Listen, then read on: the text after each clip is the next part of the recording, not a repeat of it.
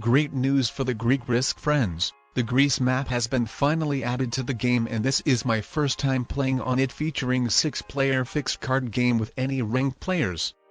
I'm Red, the 6th player in this game. And what we got is 3 novices who are pink, white and purple, 1 beginner who is blue and 1 intermediate who is black. And from what it looks like on the map based on the troops destination, I will go for a region called Crete, which is worth exactly 3 troops, which are quite good. There are bigger continent bonuses but they have quite more territories to capture and I don't really have many troops in them, while I should get Crete immediately starting to receive those sweet continental troop bonuses. And then I will probably expand to the surrounding continents, whichever of them will be free. As I will try to be greedy and get a very strong position right away from the very beginning, I wouldn't like to wait too long letting a lot of other players getting continents as well and establishing their good positions. Well, maybe at first I will be a little bit slower, firstly only capturing 1 continent and having enough troops to guard it. But then I will really start to think about the expansion plans. Either way I should get Crete immediately. As the 6th player I will get 6 troops from my first turn, so I will add 3 troops on both of my Crete's armies each, so to make 100% blitz rolls, 6 versus 2, and 7 versus 3. That guarantees me successfully capture it with 0 odds to fail it. And now it's the time for my master plan. Let's execute my lethal plan of sending alliances to absolutely everyone who would like to have a strong ally with an established continent position. Any takers, or maybe even all of you? Back then I didn't have anything for you to offer, but now with getting a good potential to be strong, probably you wouldn't like to be enemies with me. So let's let each other hold those continents and be fine with me expanding to the nearby continents, while I will be fine with you capturing the surrounding continents next to you too, or getting a continent at the first place if you haven't already yet.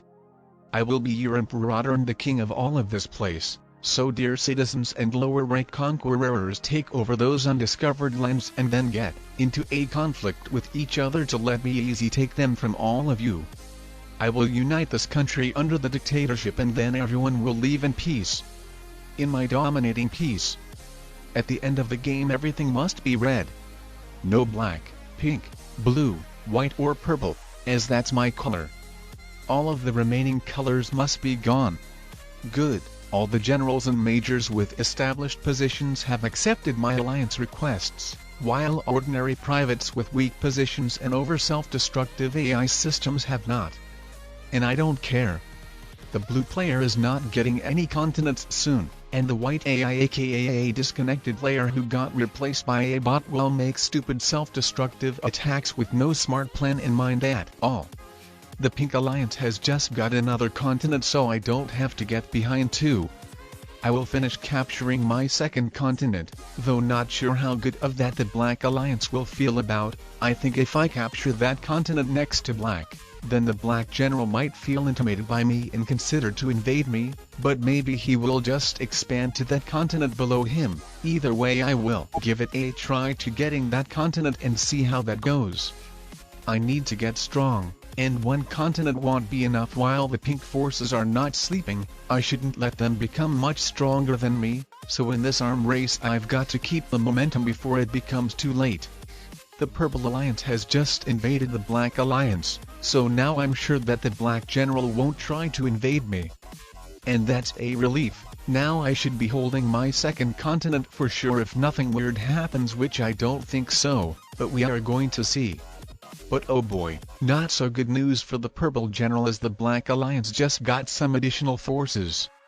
But not that strong of the forces who only managed to retake the continent but not to invade with the retaliation as well, so now the black forces are kinda doomed to lose, especially taking into account that the purple forces will get some additional troops from the cards as well soon. So, unless the purple forces unexpectedly decided to sign a peace treaty and kinda be more behind the neutral conditions. But the Purple Alliance has already told me their intention by sending an attack request to attack the Black Alliance, and if the Purple General actually does that, then I will actually help him out breaking the peace treaty with the Black Alliance. so the Black Alliance is gonna be dead soon. Or if the Purple Alliance doesn't actually attack Black, then I won't attack Black either, letting him hold continent, so then he could retaliate to the Purple forces. As I don't care which one of them lives. I'm thinking more about my own expansion without getting into the other player's way if it's not needed.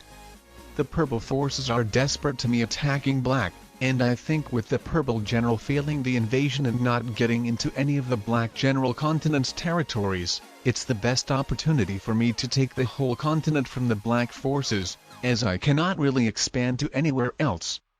Since that continent is close to Purple and I already have 2 continents, I would expect the Purple General to break it when doing that normally, but since the Purple Alliance gave that command to me itself, I think it might actually find that they let me hold the conquered Black forces lands. I mean, they should appreciate me that I neutralized their biggest enemy, right? I'm not so sure about that honestly, as alliances could end as quickly as they started. But I assume that would be kinda a bold move to do that immediately. It would be kinda weird to see the Purple forces attacking me now, though on the other hand that wouldn't be something unexpected.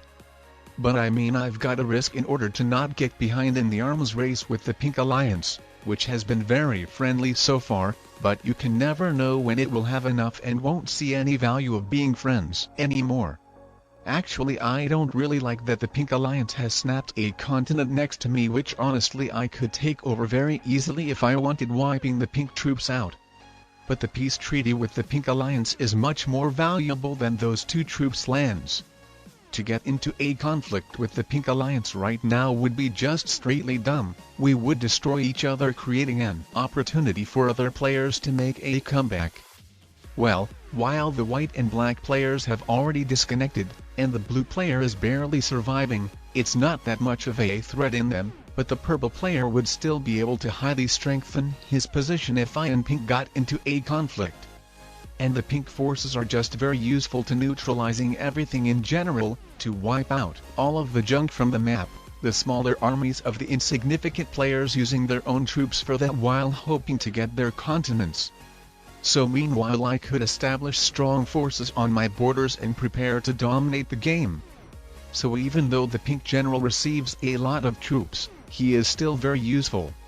The purple general is kinda actually my only worry now, to not start attacking the pink forces. If I got enough troops to wipe him out, then I would probably do that if he doesn't trade in a set. As he is not really useful for me in the game anyway, he is the main boundary to stopping me from attacking pink. And once it's beneficial for me to start attacking pink, the game is winnable for me. So I think the pink general should really think of a plan to start attacking me as well. It would be dumb for him to think that we are staying in a good alliance forever, as at the end it's only one winner and all others are losers. It's not a team victory or so. The purple forces have already noticed the threat in me. I noticed the purple general supplying lots of troops next to my border, so I still tried to change their mind by saying to attack white, but that didn't work out. And why white specifically is because now it's all about progressive cards vibe, as I'm about to take the black and blue players out, and at the same time I think I might get the white player as well, so then I would just start a war with both of my remaining strong opponents at once, hoping to get strong enough to dominate the game for a sweet victory.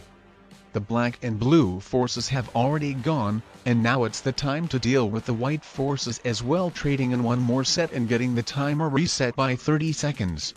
Actually, I didn't realize that those territories are not connected, so I had to risk going through the 7 troops army of the pink player, and then I could have failed the 3 versus 1 blitz roll as well, but at the end everything seems to have went well.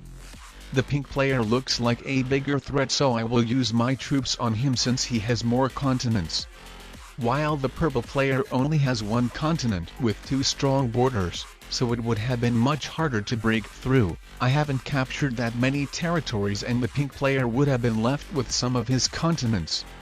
Either way, I think I consider it to be good the decision to start fighting with both of my opponents at once. As with me expanding so drastically while taking all of those players out, I think they would have definitely seen me as too much dangerous threat and would have started to attack me even without me attacking them. So this way it's just better to start the attacking them myself to maximize my chances to win, as letting them still hold continents could really lead them of making a comeback. So then you would just have to stay neutral hoping that they would become greedy between themselves, or if that didn't happen, then you would have probably be destroyed finishing in third. The blue general is gone, and now it's the time to finish wiping out the pink general forces as well. Now for another non-classical map recommendation, I will suggest you watching this gameplay on Spain, in which I played another 6-player fixed card game.